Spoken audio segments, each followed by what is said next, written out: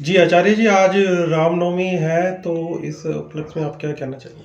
हाँ, आपके सभी दर्शकों को रामनवमी की बहुत बहुत शुभकामनाएं। राम भारतीय संस्कृति के प्राण हैं। भारत की भोर का नाम, सवेरे का नाम राम है। हमारी जो प्रारंभ है भारतीय संस्कृति के प्रभात का, वो राम से होता है। रमन्ति इति राम, जो रग रग में व्याप्त है वो राम है। गति का नाम राम है, निरंतरता का नाम राम है, जो निरंतर चल रहा है उसका नाम राम है। और हमारा तो प्रारंभ ही राम राम से होता है। जब भगवान भारत में सुबह होती है तो हम एक दूसरे से राम राम करते हैं। यदि हमें क्रोध आ जाता है तो भी हम कहते हैं कि उससे तो मेरी राम राम हो गई। यदि हम लोग को दोबारा बात किसी से शुरू करनी है तो भी हम बोलते हैं कि हमारी राम राम उससे प्रारंभ हो गई। तो भारत के समाज में कण कण में यदि व्याप्त है तो वो राम है। तो राम जन्मभूमि भी इसका प्रतीक है। जिस प्रकार से इस बार अभी मंदिर भी हमारा राम निर्माण हो रहा है, तो भारतीय संस्कृति के यदि कोई प्राण रहे हैं, कण कण में यदि कोई व्याप्त है तो राम है। और रामायण में तो बाबा तुलसीदास ने कहा कि बिनु सत्संग विवेक न होई, राम कृपा बिनु सुलभ न सोई। तो भगवान की कृपा के बिना तो कुछ भी संभव नहीं है। और भगवान राम तो वो हैं जिसके महादेव भी जिसकी आराधना करते हैं। भगवान राम का जीवन ऐसा जीवन रहा है जिसको जीने के लिए तो देवता भी तरसते हैं। भगवान महादेव खुद पार्वती जी को लेकर भगवान के दर्शन करने के लिए आए जब भगवान राम का जन्म हुआ। तो आज नौमी तिथि, चैत्र मास की जो नौमी तिथि है, उस दिन भगवान राम का जन्म हुआ था। और वहीं से वो परंपरा चली आ रही है राम जन्म उत्सव बनाने की। तो राम जन्म उत्सव का जो ये पर्व है, ये हमें संदेश भी देता है कि हम भगवान राम राज्य को किस प्रकार से पुनः स्थापित करें। भगवान राम ने वन गमन करा। जहां भागवत का वर्णन करते हैं तो भागवत में वन गमन से भगवान राम की कथा शुरू होती है। वन गमन मतलब भगवान के 14 वर्षों का वो जीवन, जहां भगवान राम आदर्श कहलाए। राम एक अच्छे राजा भी कहलाए, एक राम अच्छे भाई भी कहलाए, राम एक अच्छे पति भी सिद्ध हुए हैं निश्चित रूप से।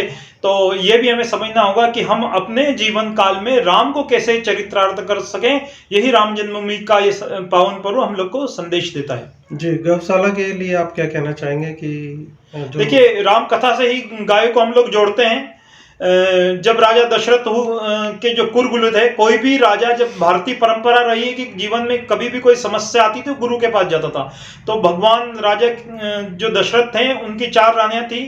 भगवान दशरथ जो थे, उनके घर पर कोई पुत्र पुत्री नहीं था। तो भगवान ने अपने गुरु से आज्ञा ली राजा दशरथ ने। तो उन्होंने कहा कि आप पुत्र कामेष्टि यज्ञ करवाइए। तो पुत्र कामेष्टि यज्ञ करवाने के लिए कौन श्रेष्ठ हो सकता है, उसका देखा। पहाड़ों पर रहते थे, श्रृंगी ऋषि को आह्वान किया गया। तो श्रृंगी ऋषि आए, श्रृंगी ऋषि को भक्त थे। श्रृंगी ऋषि का नाम उनका श्रृंगी इसलिए भी पड़ा कि उनके गाय जैसे 2 सिंह भी थे, इतनी गाय की आराधना करी थी। तो वो जब आए, उन्होंने पुत्र कामेष्टि यज्ञ किया। और जब राजा दशरथ की 4 रानियों को गाय के दूध से बनी खीर का प्रसाद दिया, तो उनके घर पे राम, भरत, लक्ष्मण, शत्रुघ्न इस प्रकार के वीर तेजस्वी पुत्र का जन्म हुआ। उत्तम राम थे, तो आज की उसके अंदर जब था सीता जी का हरण हो गया था, और आज इस कलयुग के अंदर भी आप देख रहे हो कि महिलाओं के मतलब चीर हरण होते हैं या वो सुरक्षित नहीं है, उस बारे में क्या कहना चाहोगे?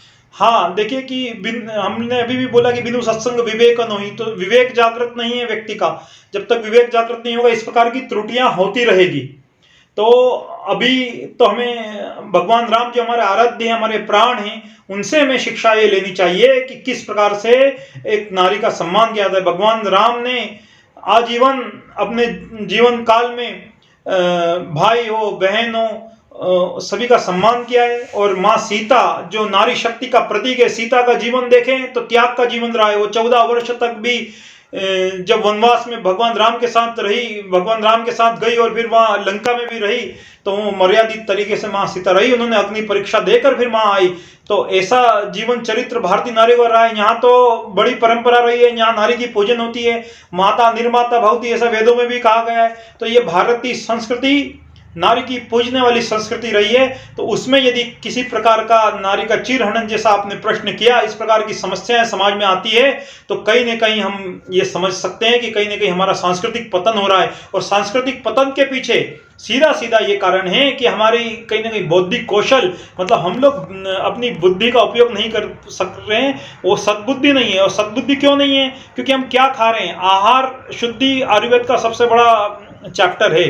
तो आहार हमारा शुद्ध नहीं है। जहाँ आहार से प्रारंभ होती है सात्विकता, जब तक सतोगुण की प्रवृत्तियां हमारे अंदर नहीं बढ़ेगी तो तब तक हम लोग कहीं से भी सद्बुद्धि नहीं आएगी। तो हमारा भोजन कैसा हो गया, आहार कैसा हो गया, उसके कारण दुर्गुण भी समाज में आ रहे हैं।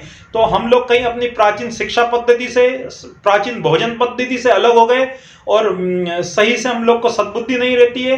तो इस प्रकार की त्रुटियां जो भी लोग कर रहे हैं, तो उनको ये देखना होगा कि उस समाज में दोबारा हमारी जो प्राचीन परंपरा है उसके साथ चले, ऋषि परंपरा के साथ चले, तो सत्संग भी होगा, विवेक भी जागृत होगा, इस प्रकार की गलतियां नहीं होगी और नारी का सम्मान होगा भारत में।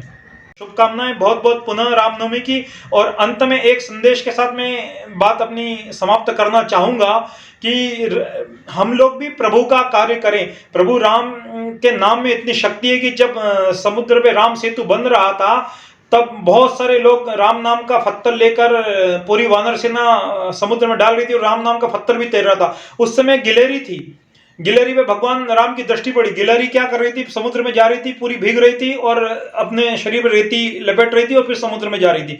फिर आ रही थी, अपने शरीर पर रेती लपेट रही थी, फिर समुद्र में जा रही थी गिलहरी। भगवान राम ने पूछा तुम ये क्या कर रही हो, इतने से क्या समुद्र से तू बन जाएगा? तो उसने भगवान को ये उत्तर दिया कि भगवान मेरी गिनती भगवान का कार्य करने वाले में होनी चाहिए।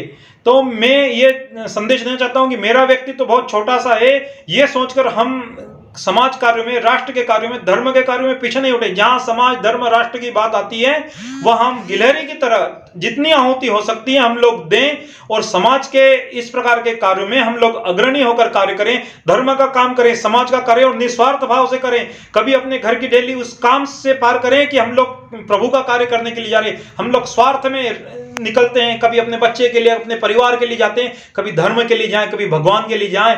तो इस प्रकार राम का तो अर्थ ही होती है राष्ट्र, मतलब रा मतलब राष्ट्र और म मतलब मंगल।